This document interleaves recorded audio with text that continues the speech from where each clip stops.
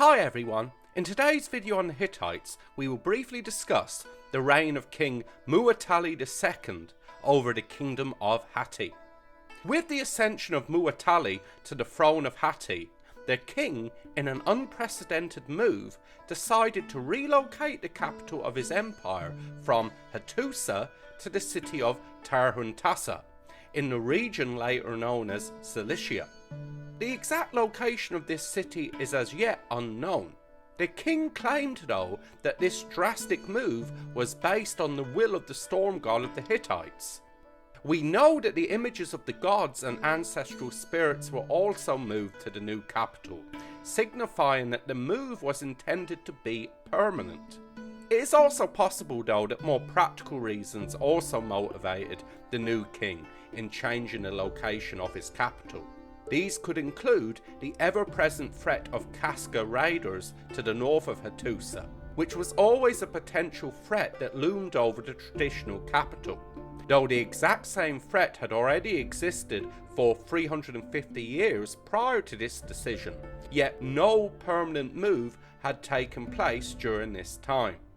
It was also possible that the increase in tensions with Egypt and the imminent possibility of war between the two powers may have also prompted the king's decision to move his seat of power closer to the threat so that he could respond to any conflicts quickly. Even though the capital of the empire had moved from Hattusa, the old capital was not abandoned, and it still acted as a regional centre. This area was ruled over by the king's brother and future king of Hatti, Hattusili III, who we will learn about later on. In fact, after the death of Muwattalli, the capital was relocated back to Hattusa, though Tarhuntassa remained an important city within Hatti.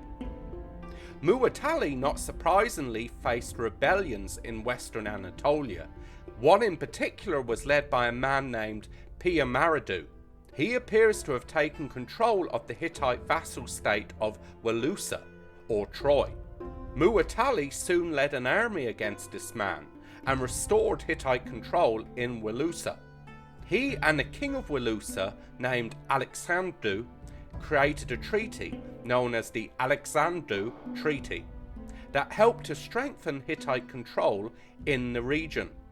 Maradu, however, escaped and appears to have then formed an alliance with Ahiawa, or the Mycenaeans, that proved troublesome for the Hittites' control over western Anatolia for some time. Ahiawa, it appears, was also able to take control, or at least heavily influence, the city and lands around Milawata, or Miletus. It was during the reign of Muwattalli that open warfare broke out between Egypt and Hatti over the contested region of southern Syria, specifically the vassal kingdom of Amurru and the strategic city-state of Kadesh.